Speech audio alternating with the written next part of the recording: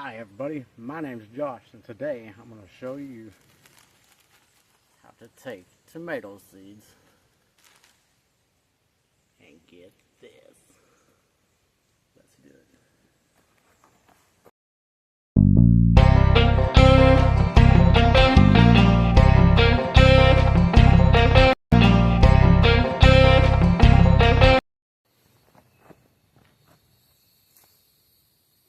Hi everybody, my name's Josh and today I'm going to show you what I think is the best method for starting your tomato seeds. And if you ain't guessed it, solo cups. What I like about these, they last for years. I probably have these for 3 years. The only thing is, you need good drainage. And what I do, I'll just get a cup, get a pair of scissors and just snip off, 4 little spots, and boom. Got some drainage. Alright. And then after that, I already done the dirty work. You're going to fill your cups up full of soil. You can use any soil you want. You can use seed starting soil. Whatever. I'm using soil right out of the garden. People says don't do that, but I've never had a problem with it. So, just get your soil. I like to put a couple of seeds in each one, just to make sure at least one germinates. Right? Cover up those seeds. Alright, then I just get a water bottle, or in this case a Mountain Dew bottle. I take me a tack and I poke me a bunch of holes in there, and I'll just take it, put a little water in there. Okay. Let that seep down. Do this one. Okay. Boom. Maybe put a little more in that one. A little more in this one.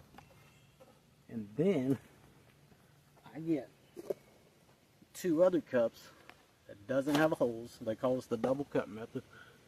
And I just put them right inside there. You can take them in. There's no mess. They don't leak all over the place. And then I'll get me a baggie, a sandwich bag, and just put it over the top of the cup. And what that does, it acts like a greenhouse effect, and it keeps your seeds moist so they germinate really well. And then zipper together, and then voila. Take those, set them inside in a windowsill or just on the countertop where they get light but not direct light. And then in a few days when these guys start to sprout up, I'll be back with you. It has been 4 days and now our seedlings have finally sprouted. So the first thing you want to do, if you're still waiting on your last frost date, you want to get these guys underneath the light immediately. That way they don't stretch. So just make sure they got enough moisture. Don't let them dry out. Put them underneath the grow light. And then when they're big enough to go out in the garden, be sure to take them outside a little bit every day to harden them off before you take them out to plant them. Now, here it's July, so it's still warm outside. So what I'm going to do is just take off the baggies, make sure they got plenty of moisture, and then I bring it outside and I'll set it somewhere where it'll get partial shade and partial sun. And I'll come out here every day and make sure it's moist. And if it's going to rain, I'll just take it in and put it under the grow light. Then when it's big enough to go in the garden, I'll show you a little trick so where you can get a massive root ball, so where you can get fruit all year long. Alright everyone, it's finally time to put our plants in the garden. And I'm going to show you a little trick. You see these little hairs all over the bottom of this tomato plant? They go all the way up the plant. And what that does to these hairs is when they hit the dirt, they will all turn into roots. Okay, I'll even go up and snip off a few of the branches on the bottom. It won't hurt a thing. Now we're just going to take it, put it in between our fingers, tip it upside down, give it a little squeeze. Okay, tease the roots a little bit. Okay, we're going to stick it down the hole.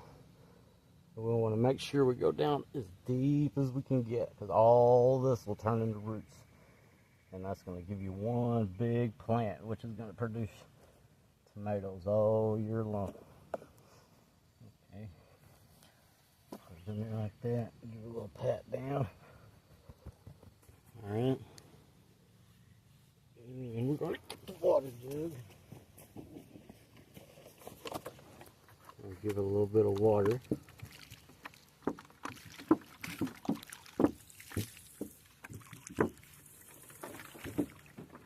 And voila, there you have it. We now have planted our tomatoes.